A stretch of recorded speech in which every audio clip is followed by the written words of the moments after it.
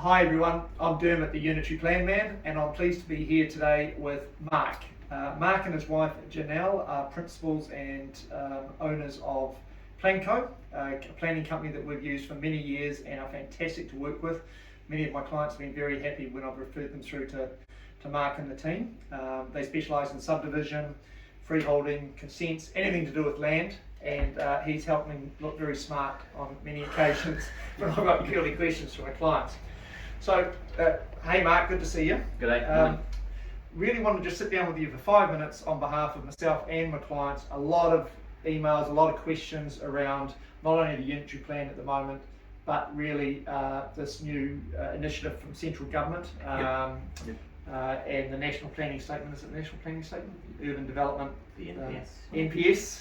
Yep. Lots of letters. So we really just want to talk about, I thought let's start with the Unitary Plan because it's been in force since November 2016. That's right. Yep.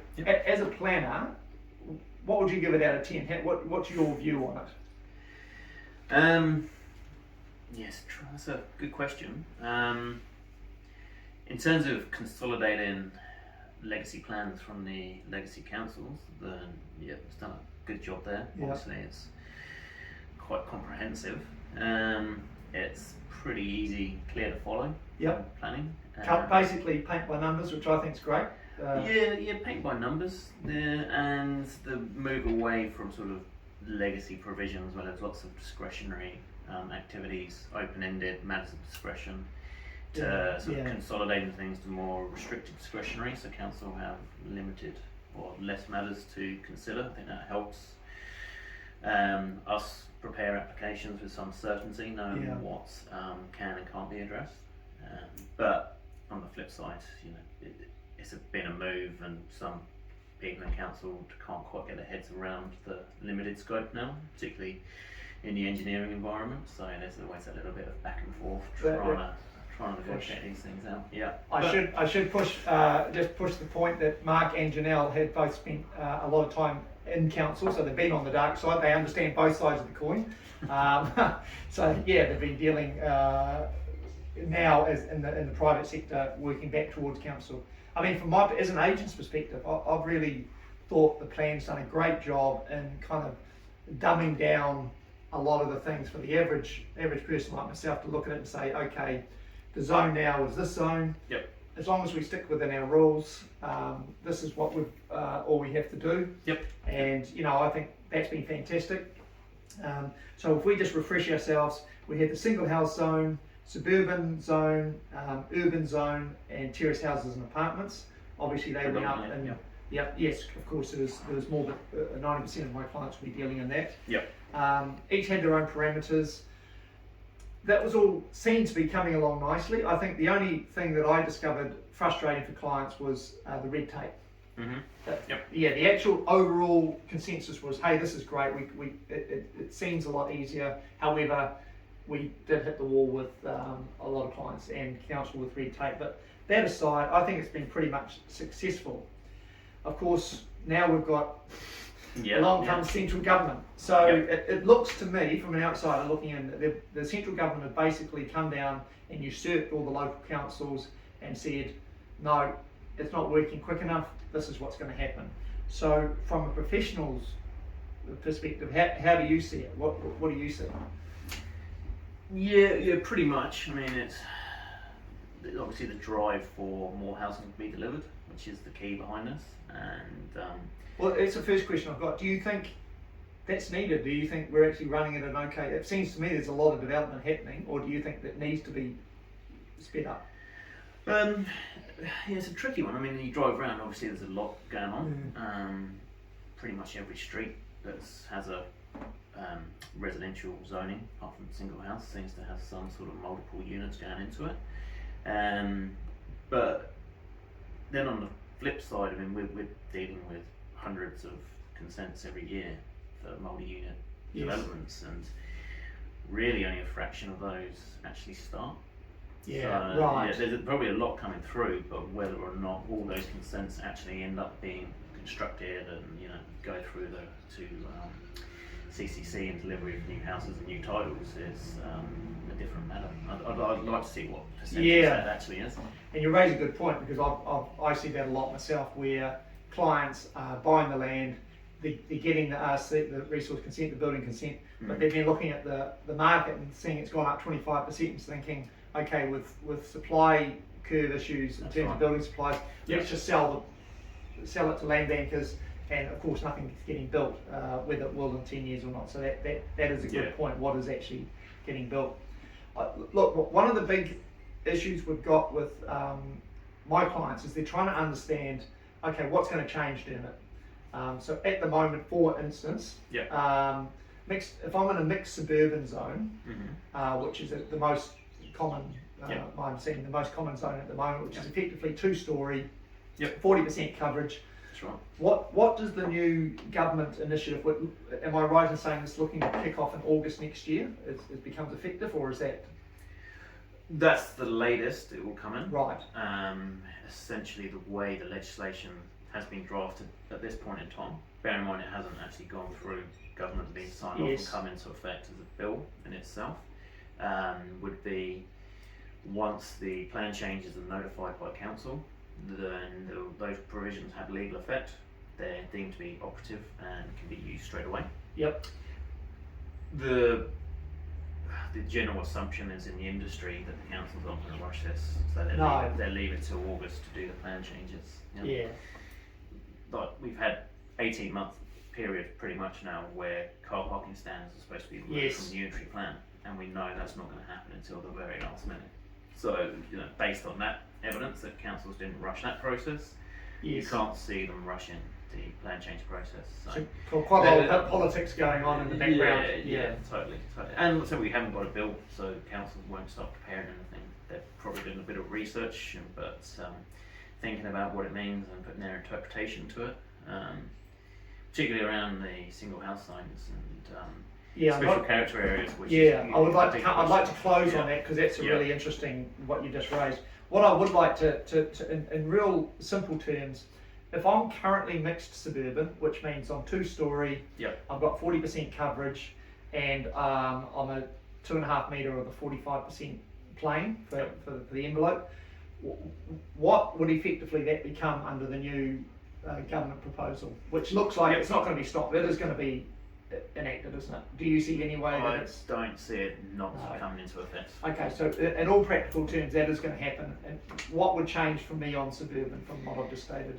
Well, 3 stories is the big one that's been in the press. So you go from 2 to 3 stories? 2 to 3 stories, 50% building coverage. Wow, 50%, so that's effectively a 25% increase, because you're going from 40 to 50, okay? Yep, so that's pretty substantial sized buildings. Yes.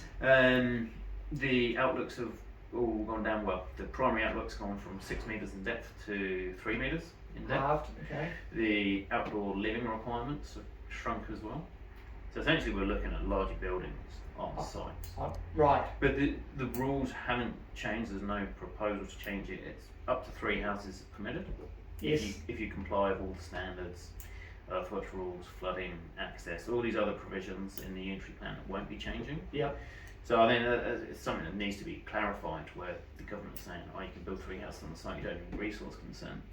I can't see the councils changing their rules around earthworks, infrastructure, access, parking, all these. Obviously parking will change, but manoeuvring, flooding. So as soon as you trigger any of those rules under the Unitary Plan, you're going to require consent. Right. You won't need the consent for the buildings, but you need consent for other matters. So and this is resource, not to be confused with builder consent, obviously. Right. This is just resource consent. That's right. Which majority of sites now would be going for RC? Yeah. I mean, in an Auckland context, that we've always say mixed house and suburban and urban had for the last 5 years, you can build 3 houses on the site, you don't need consent. Yes. But land value being what it is, it's very difficult to build 3 houses and make a profit. Why you build 3 and you can get 6 on there, complying with the rules, and you're generally compliant. Yes. You're going to get better yields, better returns essentially, and I don't think these new provisions would change that. No, I mean, just looking at it briefly, when I looked at it, if I'm currently mixed urban or terrace housing, I don't see a lot of the new provisions that are going to change as potentially going to change my world? Am I missing? No, you get a bit more building coverage, more generous height in relation to boundary, and obviously the outlooks and outdoor living areas will shrink down. Okay. And now that's sometimes really how the infringements tend to result. Yes. Sort of outdoor living spaces, shrink below the 20 metres, particularly you've got 3 stories, because you're pushing everything a little bit closer to the boundary, your living's on the mid-level rather than the ground level. Yep. So I think the government probably looked at that and said, well, those rules aren't really achieving what they're supposed to be achieving, and often councils are allowing you to have a dispensation, so yes, why not change it anyway? Okay. Yeah. So really, it's coming. We've all got to get our heads around it. It's going to be a further intensification. There will be pushback, but it's unlikely it's going to stop anything. It's just going to be a few tweaks. My last topic of discussion is, we know that the single house zone has been kind of very protected in Auckland, and that is under targeted threat by my eyes from government, saying that if they're near a railway station, obviously a lot of money being spent on infrastructure there. If you have current single house zones within close proximity to public transport, that potentially will be highly intensified. Is that your read? Yeah. So it's basically any residential site, so urban residential site, other than large lot and these coastal settlement zones. Yes. Will be subject to the MDRS, so the medium density residential standards.